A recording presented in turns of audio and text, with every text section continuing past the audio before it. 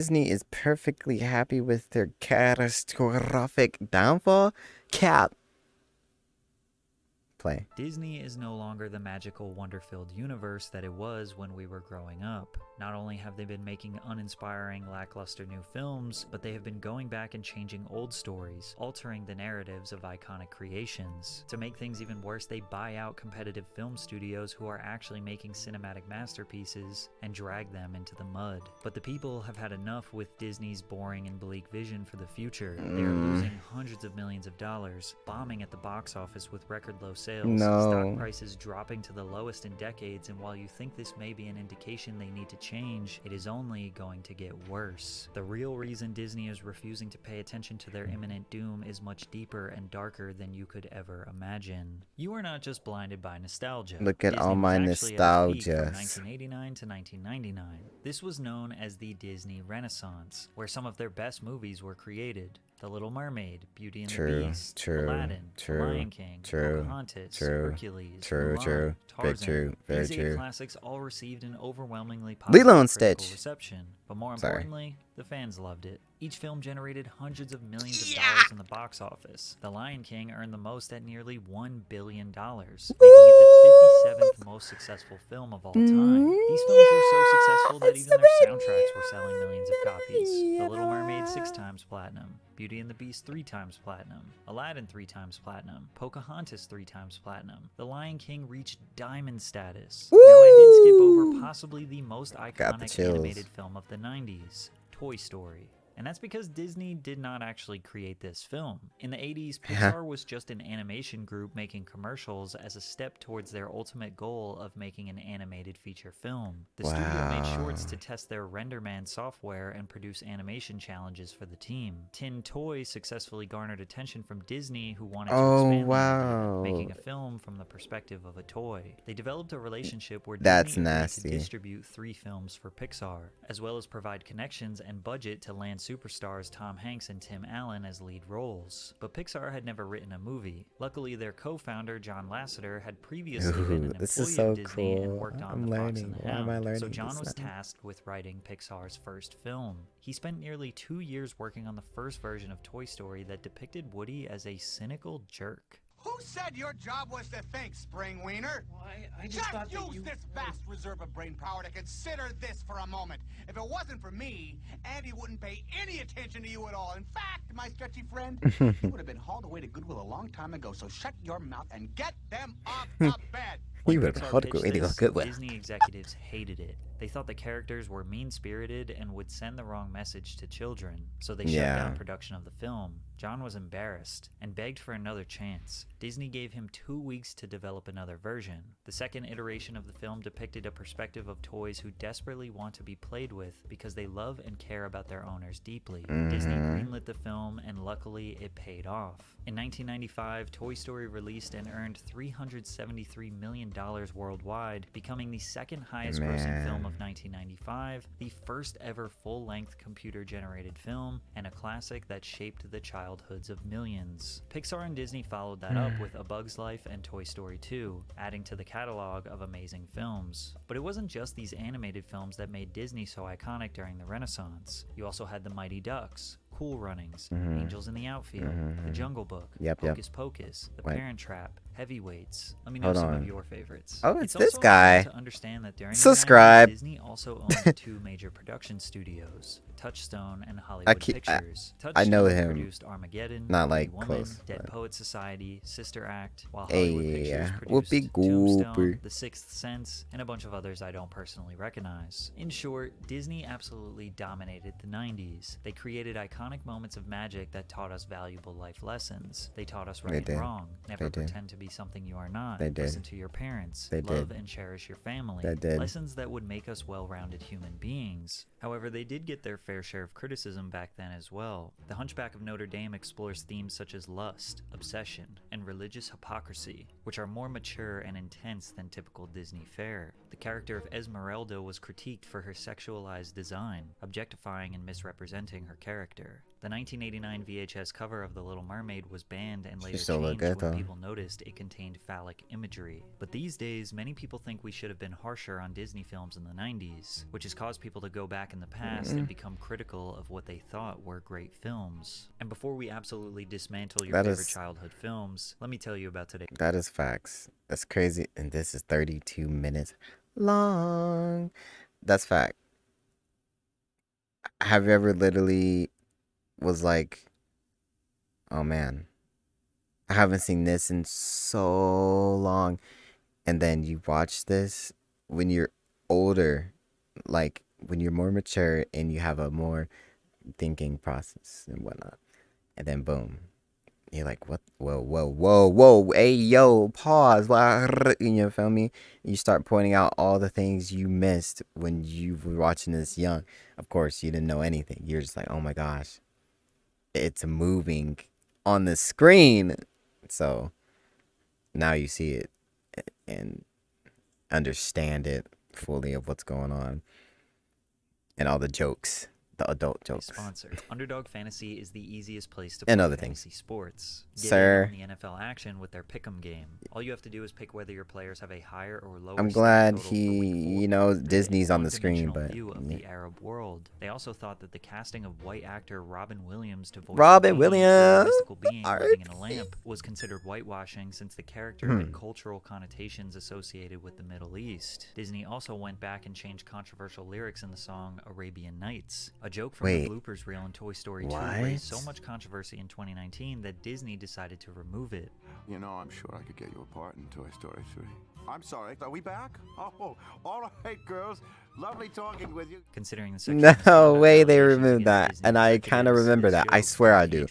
Pocahontas was accused of appropriating and commodifying Native American culture for profit without showing proper respect or understanding of the cultures and traditions they were depicting, while also being too historically inaccurate. They also depicted a relationship that falsely represented how natives felt about European settlers. Their song Savages is a war song in the film with some questionable lyrics. Their whole disgusting race is like a curse. Their skin's a hellish red. They're only good when dead. They're different from us, which means they must be evil. People were angry that they made such an abhorrent song into a catchy tune. However, defenders simply say that this isn't. You gotta look at it like, it's bad, but then again, it's like, I don't. You know how it fits the scene type of thing. It's almost like when you have to explain something that is clearly in bad lyrics, but it's clearly getting the message across. Literally. It's like it fits it. It just it's you feel me? It's like boom. It's catchy, of course, because you know song, but yeah, it's just some people. Some people are like, no, it's too bad. But an accurate way to depict how horrifying and absurd their mindset was. Disney did go back and change some of the lyrics, from their whole disgusting race is like a curse to here's what you get when the races are diverse. However, there is no argument that the Renaissance era was Disney's peak, and the only reason they survived throughout the 2000s was because of their ability to buy the companies that were actually making great art. The 2000s is often described as Lilo and Stitch, Dinosaurs amazing, Chick Little, Brother Bear amazing, Bolt amazing. The Disney Channel was their venture into that daytime dog. television and was the last original creation before they kind of gave up. Even Stevens and Lizzie McGuire were their first big successes in the live-action sector, They which led to were huge hits like Raven, Sweet Life of Zack and Cody, Hannah and Montana, Wizards of Waverly Place. These Wizards. shows rooted our problems as tweens into reality. They depicted fun adventures It's like, while also tackling real problems like how to talk to your first can you just crush, imagine? how to combat bullies, going through puberty, among other growing pains. Every single one of their successful TV. I wonder if they just ever thought, wow, we started Disney. We started Disney, to be honest. Like, we were the first of Disney in a way. Like, I don't know. TV shows were turned into movies, which speaks to their experimental nature. But they also produced original TV movies like Smart House, Cadet Kelly, the Halloween Town series, and of course, High School Musical. For the people that didn't grow up during this era, it's hard to describe how much the Disney Channel impacted children. Kids in the 50s through the 70s not growing up with High School Musical and everything. I have the power. Stupid. What they were watching. Early 2000s kids grew up with multiple TVs in the house. If parents wanted to control the television, they likely had a playroom TV or bedroom TV where they could watch whatever they want. They had DVRs, playback software, endless amounts of reruns, and even multiple channels that aired the same shows. Disney Channel shows were averaging anywhere from 4 to 10 million viewers on the premieres alone. Hannah Montana and the Cheetah Girls became international superstars, doing stadium tours with 10,000 plus people singing songs that were based on a Disney Channel TV show. And while their live-action TV thrived, their animated TV shows were much weaker than competitors Nickelodeon and Cartoon Network. But they still had some solid additions with Proud Family, Kim Possible, and Phineas and Ferb. Family. Those also got their own you TV and me movies. will always but if it wasn't be for Pixar, Disney's animated film presence would have tanked. They started the 2000s with The Emperor's New Groove, which fans loved, but it failed to meet the financial success of the Renaissance-era films, only profiting about $70 million, which isn't enough for Disney. From here, hand-drawn animation was being considered obsolete, and Disney had not been working on computer-generated animation. To make things worse, there was new competition on the horizon, DreamWorks. Disney created a competitor to... I'm not gonna lie, DreamWorks got it. DreamWorks do got it. Kung Fu Panda, my thing. I love my Kung Fu Panda. I love Jack.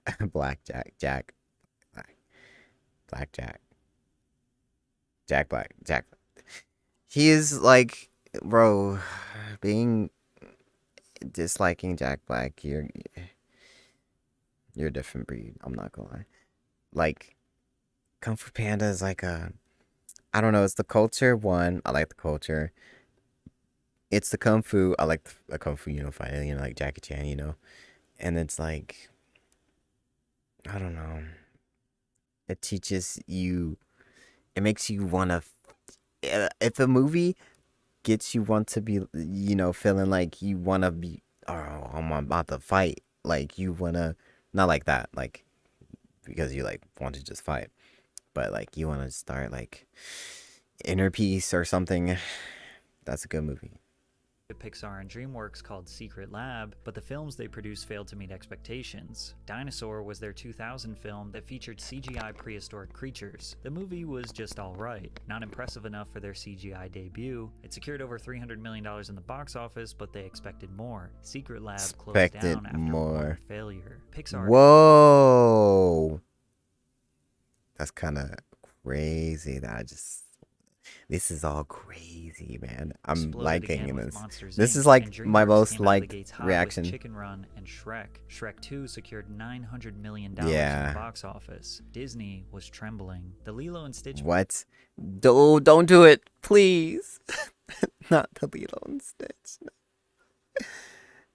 Please, Chris. I know Chris said because Chris is the voice actor of Lilo and Stitch. I forgot his last name. I'm not gonna lie. I should know his last name.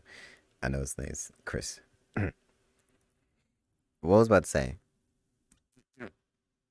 I think I was about to say that Shrek. That's kind of crazy that it trembling at Shrek. Cause I swear Shrek is like one of them. Movie was the last original bona fide hit Disney had since the 90s, grossing $273 million, but it still didn't even come close to Pixar. Finding Nemo grossed nearly $1 billion worldwide. Ooh, The Incredibles $600 million. Monsters Inc. $500 million. But it wasn't even just the money. Disney's animation was outdated, and their storylines were almost exactly the same from 1989 now into the 2000s. They knew they could not compete with the creativity of Pixar or DreamWorks. First of all, it's so crazy how things are like slightly the same storyline. Boom, you got romance. Slightly not. I don't know. It's kind of hard to like point out the details of like a storyline, because you can just think about Pocahontas. People come to their land, take over, and what are the people that came to take over found love. I mean, there's like mostly all the movies I'm thinking about, like, okay, love has, what kind of love do I be seeing in every movie? Like, there's a lot, I'm not gonna lie, but yeah, I don't. So CEO Bob Iger decided to acquire Pixar in 2006 for $7.4 billion. Every movie after 2006 by Pixar could technically be considered a Disney movie, but John Lasseter at Pixar was not going to let them ruin his films. He demanded that Disney executives have little power over the creative direction of Pixar films, and since Disney needed Pixar, they obliged and saw even more success. So crazy. Cars, Ratatouille, WALL-E, Up, Pixar saved Disney. But only for a little bit. That's so cool. I don't know. I'm sorry. I like this so. Disney. This is my life. And like them coming together, and then it's like, all right, they just shake hands. Ooh, just imagine. I don't know why. I just thought like that was just the firest transition of a video. Like Disney, president of Pixar. You just see them walk up. And they just like some like words like, and now we're a team, and then like they shake hands or something, and then it just transitions to the movie they made together, and it's like To make matters worse for Disney, they were struggling to find big success in live action films. I was there, really not there, but I was at that statue. Pirates of the Caribbean, which became a multi-billion. I'm sorry, but there's no way my childhood just went out the window. Did he say Caribbean? There's no way that's how you say it. There's no way. Caribbean? Pirates of the Caribbean? Caribbean. See, I never knew actually what Caribbean or Caribbean, like what was Caribbean? What's Caribbean? Like what?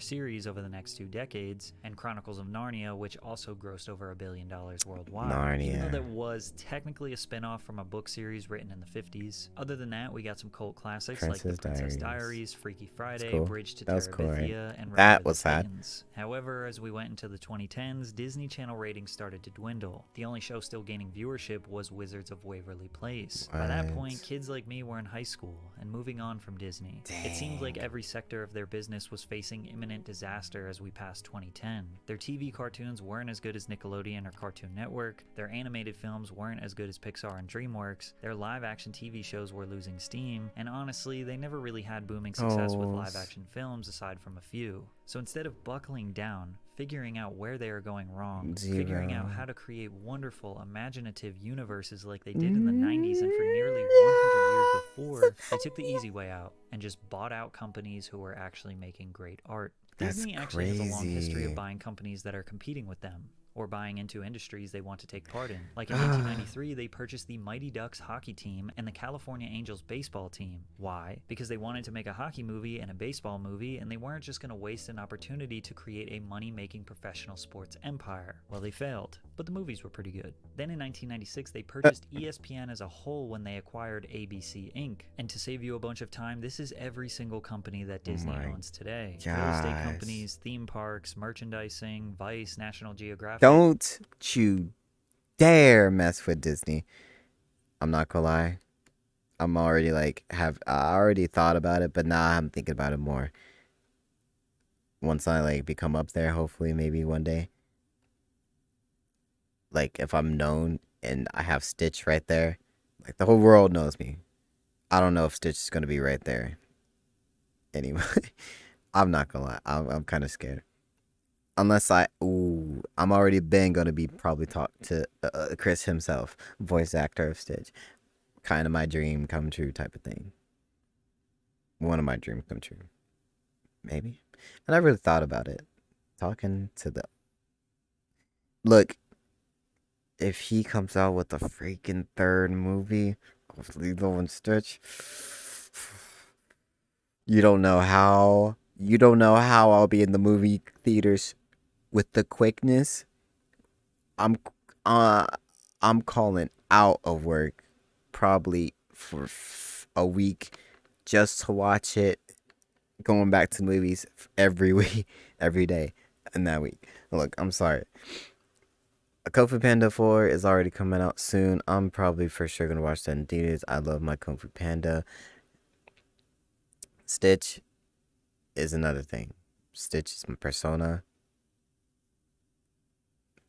I will for sure watch that movie. Hulu, and even GoPro. Disney We're has gonna be their here for a white while. gloves in just about every business imaginable. They were once a company that took pride in creating cinematic masterpieces to last decades. With the help of Bob Iger, they became focused on one thing and one thing only. What is that? Profit. And in the start of the 2010s, they did pretty dang good after they purchased Marvel Entertainment for $4.4 billion.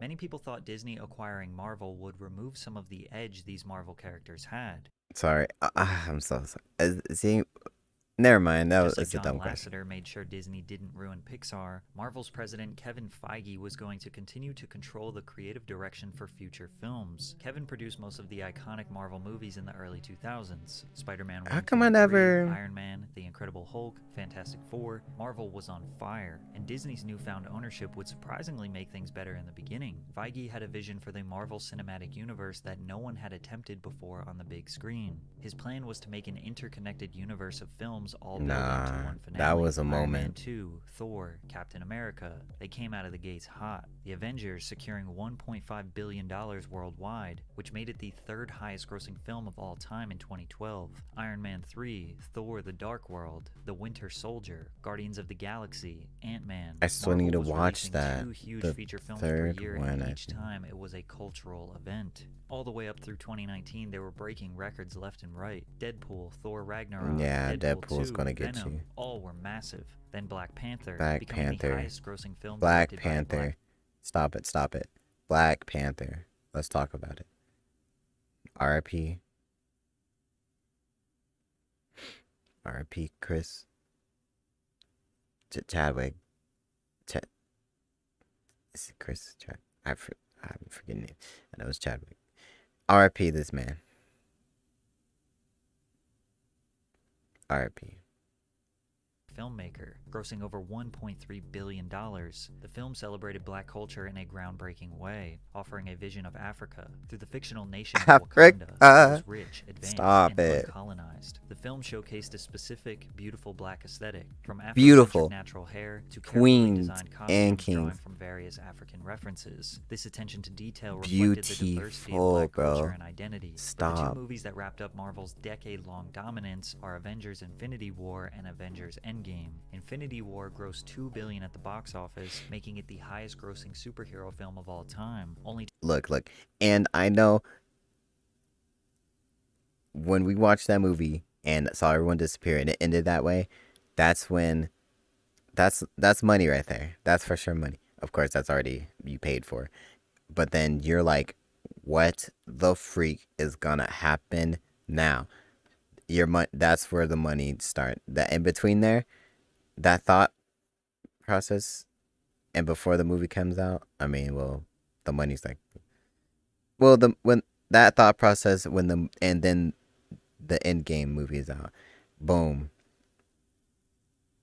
people's wallets are literally soaring towards the movies. I'm not gonna to be beaten by Endgame the next year, $2.7 billion worldwide. Many people believe these two movies are in the top 10 best superhero films of all time, and they also believe them to be the end of Marvel's dominance. After all, it was that's what I vision felt to like. build all these stories I'm like, throughout what the now? years until they came together. I don't in know. Endgame. Pixar continued to steamroll ahead in the 2010s. Toy Story 3 became the highest grossing animated film of all time. Brave, which was a new story, became a massive hit, earning $500 million in the box office. Yeah, Monsters University grossed over $700 million. Then Inside Out was even bigger I love at Inside Out. $850 million. Inside Out's cool. Finding Dory was Finding another Dory. billion-dollar box You got success. Finding Dory. If you look at Pixar's catalog You cried. from 1995 You gotta to watch 2017, they had one flop. One of the most impressive. No. Good Dinosaur. Spot. I'm sorry, I'm yelling. Turn down a little bit, just a little bit. So Spot. I always was like, that's me. spot. It's not me anymore because my hair is different. It's like literally, I got dreads now and stuff. I kind of had like not really messy hair, but then again, the hair was like, I could be like him, to be honest. I mean, it's not straight. Then again, he was like he's like white but tan because his hair is like that. I mean, to be honest. Runs in history. Disney was in total domination at the start of the Wait, 2010s. it's not Good Dinosaur? Yeah, they were being carried by their acquisitions, but they made a short comeback from their own animation studio. Wreck-It Ralph in 2012 was a very Pixar-inspired film about the lives of video game characters inside the arcade machines, earning a solid $500 million at the box office. So clean. To building for what was about to come. Who thought of these? The highest-grossing film you're gonna get these kids. Out Toy Story 3, $1.28 billion. But the success of Frozen was more than just money. Disney was able to recreate the magic and cultural dominance they had in the 90s. An original princess movie with addicting musical performances, valuable life lessons for kids like learning to be brave, take risks, communicate your conflicts, and always love your friends and family. It just felt right to see my little sister have an iconic Disney film to grow up with. Then they followed up with Big Hero 6 and Moana, both solid additions to the new Pixar-inspired Disney catalog. They also took a big step progressively. In 2014, on an episode of Good Luck Charlie, Disney displayed a same-sex couple for the first time. Taylor has 2 moms. Something that would become a key part of all of their films years later. Their live-action films Cinderella and The Jungle Book were also huge hits. Beauty and the Beast earned over $1 billion. By the mid-2010s, everything was booming again. Disney just could not miss. In 2012, they purchased Lucasfilm, the creators of Star Wars, for $4 billion. Although this acquisition financially would be fruitful for Disney, there are a lot of mixed opinions regarding the execution of these films. Their first release with Lucasfilm was in 2015, Star Wars: The Force Awakens, which as it sits is the 11th highest grossing film of all time adjusted for inflation, earning $2 billion.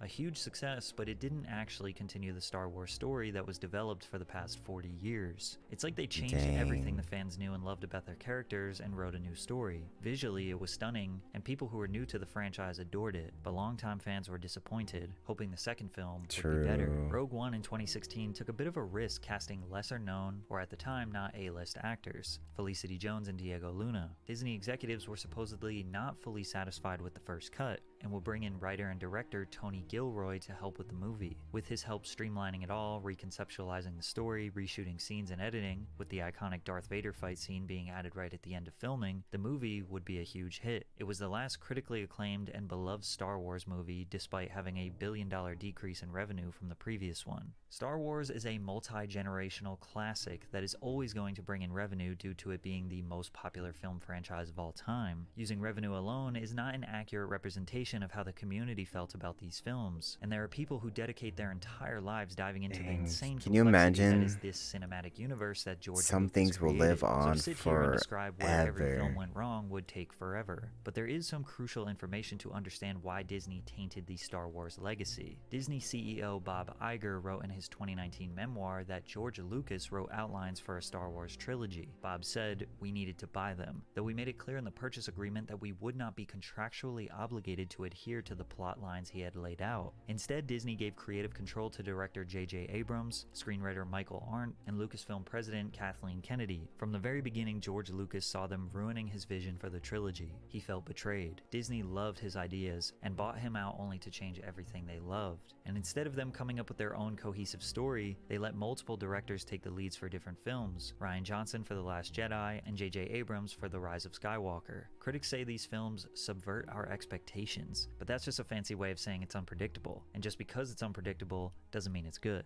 The film's decisions regarding character arcs, plot twists, and the identity of certain characters felt totally random and lacked continuity. Going against the man who created this franchise obviously pissed off longtime fans, and although each movie brought in serious profits, they felt like Disney took advantage of George Lucas and the massive Star Wars community. Financially speaking, throughout the 2010s, Disney reigned supreme, with almost no dents in their armor, but the only way to go from here was down, starting with Pixar, the studio that saved them 20 years earlier. John Lasseter, Pixar and Walt Disney Animation Studios' chief creative officer, took a leave of absence in 2017 after revelations last year that he sexually harassed multiple employees during his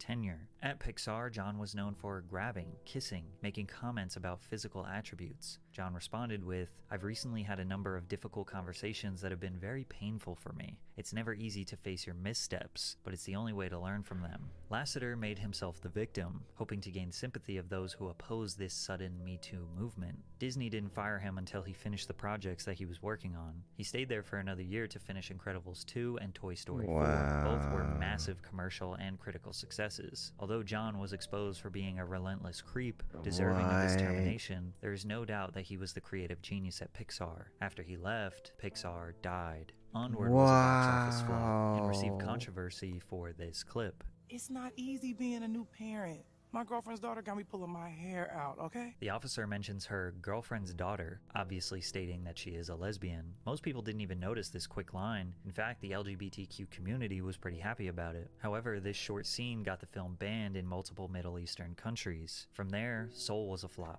Luca was a flop. Turning Red managed to barely make a profit, but when you consider marketing expenses, it's still a flop. Pixar was spending $100 to $200 million per film to make these detailed, beautiful universes, but lacked any decent storytelling to keep you engaged. Lightyear was the unforeseen spin-off of Toy Story Buzz Lightyear. And in this one, Pixar took their inclusion to new heights when they displayed a same-sex couple kissing. Conservatives claimed Lightyear was an attempt by Disney to indoctrinate children and shape their beliefs. Social media saw a firestorm of different opinions online, and the movie failed in the box office. But not just because of controversy. It's because they depicted Buzz as more of a human than the toy we all know and love. It was voiced by not Tim Allen, and it's an origin story that nobody really needed in the first place. It's hard to say what exactly went wrong at Pixar in the past few years. It can't simply be Lasseter's exit because he was hired. But I thought the voice of Woody is Tim Allen. Am I bugging? By Skydance Animations, and their first movie, Luck, was a commercial and critical failure. Pixar has never had so many failures commercially and critically in their entire history. They are on life support. No, Elemental's good. I like Elemental. Was their own animation studio. Instead of taking risks on new storylines, they continued pushing what was working. Ralph Breaks the Internet was a solid sequel that was loved by fans and critics, also turned a decent profit. Frozen 2 was bound to be a smash hit and ended up being bigger than they probably imagined. $1.4 billion in the box office. The second highest grossing animated film of all time. Hopefully this was enough profit Super to Mario Brothers. They were about to take in the 2020s. Raya and the Last Dragon. Flop. Encanto had an okay box office performance, but got more popular once it was added to the Disney Plus streaming service. Strange World was a massive box office failure and had yet another LGBT controversy. To be honest, Strange World is kind of like, it's kind of like, I don't know. No one really knows. No one would really talk about Strange World. I've seen it, of course. Of course I've seen it, you know, Disney. But like, I don't know. It's not. It's great. But the vibe, it's like a different. I don't know. It's weird. It's strange, huh? Sorry. The main character, Ethan Clade, is an openly gay teenager whose crush is the male character, Diazo. This is the first Disney film with an openly gay lead character. Teachers in Florida were being investigated for showing this film to their students. Opposers think that Disney Animations is failing because they choose not to write an interesting and meaningful storyline, but rather focus on pushing an agenda to children. However, the LGBTQ community feels like they are finally getting deserved representation in films. But Disney made their stance towards the LGBTQ community very clear in March of 2022, when Florida legislator passed HB 1557, otherwise known as the Don't Say Gay Bill. This bill prohibits instruction on sexual orientation or gender identity in grades kindergarten through 3rd grade. The bill is framed around the fundamental rights of parents to make decisions regarding the upbringing and control of their children. Since Disney World is located in Florida, they were pressured to take a stance. They issued a statement. Florida's HB 1557 should have never been passed and should never have been signed into law. Our goal as a company is for this law to be repealed by the legislature or struck down in the courts, and we remain committed to supporting the national and state organizations working to achieve that. Disney did not attempt to block this law while it was in process, and as far as we know, have not made any progress towards getting it changed. Walt Disney Studios was able to offset some of the losses from their 2 animation studios failing with live-action remakes of classics. From 2015, Disney has been on a remake tirade. Cinderella, The Jungle Book, Alice Through the Looking Glass, Beauty and the Beast, Dumbo, Aladdin, Lady and the Tramp. All of these were very safe and solid box office successes. I've seen that, right? Was I have.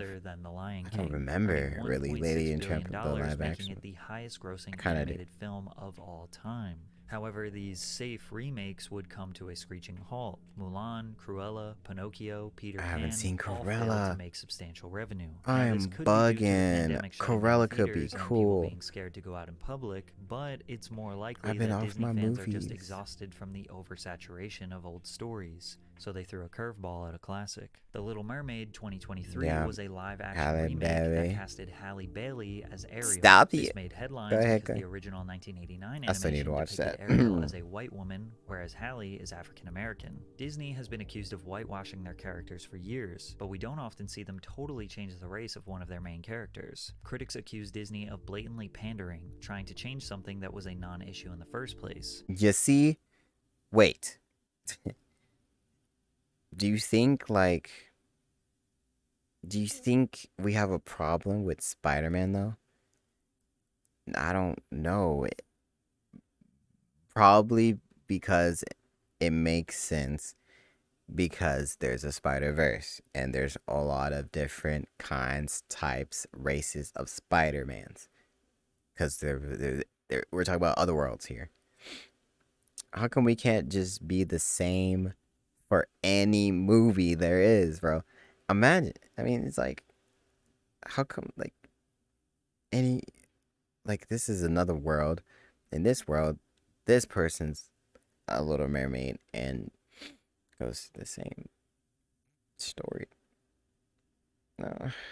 However, defenders pointed out that mermaids don't have a race because they are not real, and Disney has had very few black lead characters over the years. Some people in the middle thought that the lead just didn't look like Ariel, specifically because her hair is orange and not red. Normally, these controversies lead to failure, but fans and critics seem to like this movie, and it made a nice profit. However, the upcoming Snow White remake has easily received the most controversy out of them all, and it hasn't even come out yet. It all started with a Colombian American set to play the role of Snow White. This specific princess is known for having pale white skin and dark hair, but Rachel's skin color is not why people are. Ma'am, and Disney. Y'all know Snow White is the first Disney movie ever made. So let's talk about this. It's kind of like, I don't know. I'm the person that I love Disney. I'm gonna watch it anyways, of course. But just like I wish I can get up close to the camera, but I don't want to mess things up. But listen here. For Stitch, Lilo and Stitch, please don't fold. Angry. It's her constant reminders that she hates the original story. I mean, the original cartoon came out in 1937, and very evidently so. There's a big focus on her love story with a guy who literally stalks her. Yeah. Weird. The cartoon was made 85 years ago, and therefore it's extremely dated when it comes to the ideas of women being in roles of power. I just mean that it's no longer 1937. I was scared of the original cartoon. I think I watched it once and then I never picked it up again. Even people who are extremely for Disney reshaping and modifying their classics to fit a modern society think Rachel is annoying, entitled, and disrespectful. And on top of that, she doesn't think she's being paid enough. If I'm gonna stand there 18 hours in a dress... Nope. Cut her out. Come on. It's not even out yet. Yeah, you can make some changes.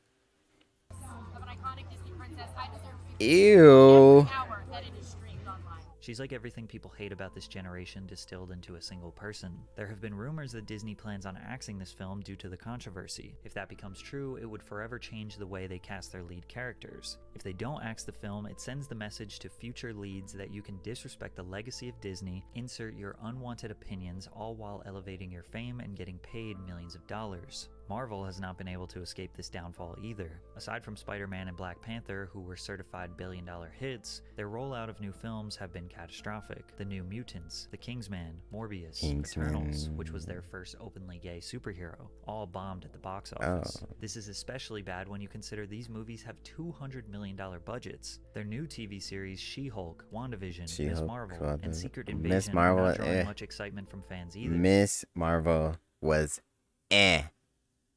big nasty. I'm not, it wasn't nasty to me, but I'm not gonna lie, I don't think it was something I would watch again. I watched it through just because I wanted to be in the lore. And I keep thinking something cool was gonna happen. I like that build up type of thing, but it was like it was I have a song. The song that came from the last episode is actually pretty cool. It's like a vibey.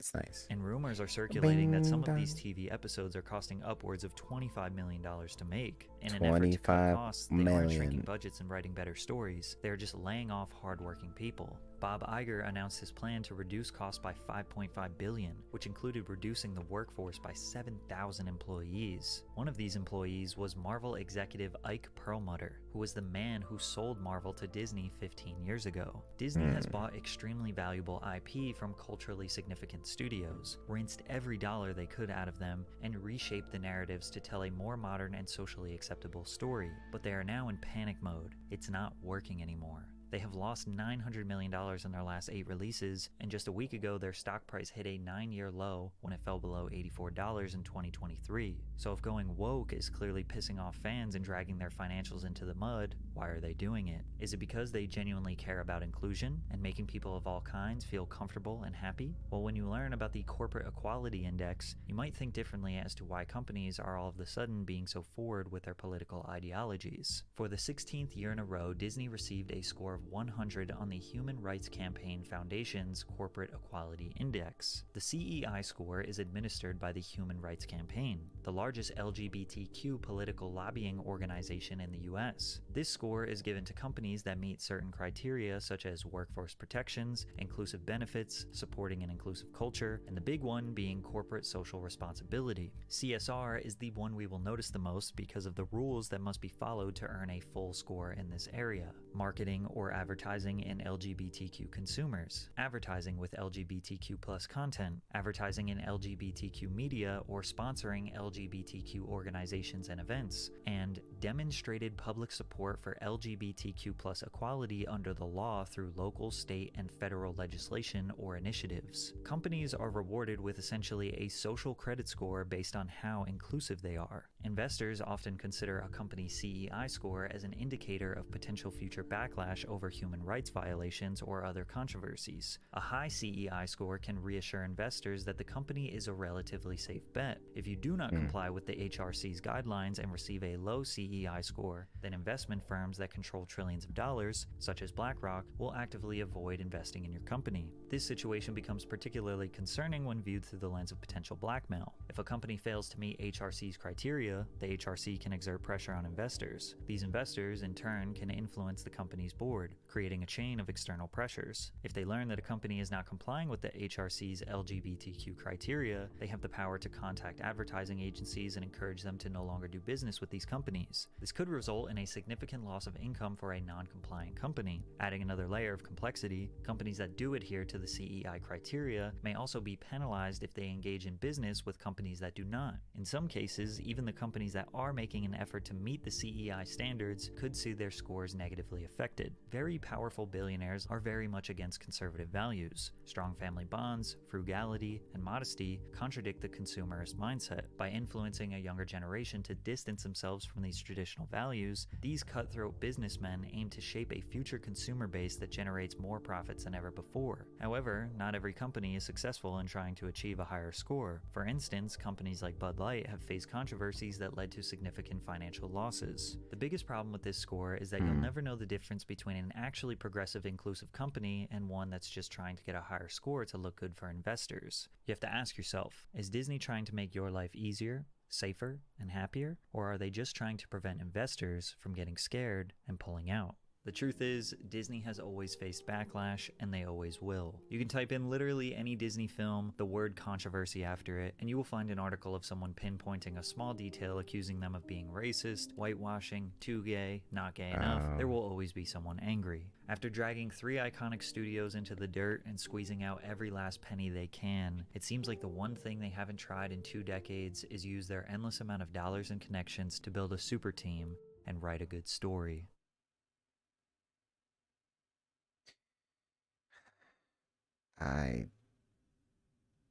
As you saw, like, me literally quiet that last part because I did not know what to say with the whole things at the end. But literally, Disney's lied, because literally if you grow up on Disney, you kind of slightly, to be honest, won't care if you're that kind of person. Of course, everyone's different, but I still believe in them. I'm not gonna. I'll watch anything until the end, because it's like you can learn from anything, bro. You can take details. You just don't look at the bad stuff. Stop looking at the bad stuff. I know it's you're like, you showing it to the children. Think about the children. You feel me? But just, bro, that's where it goes wrong, because you start feeling the way if you just focus on the bad. Just, man, just focus on the art, the beauty of it, just the animation, how it's moving. Just, it's beautiful, bro. Even the music, it's a beautiful thing, bro. Beautiful. Okay. My phone just beeped.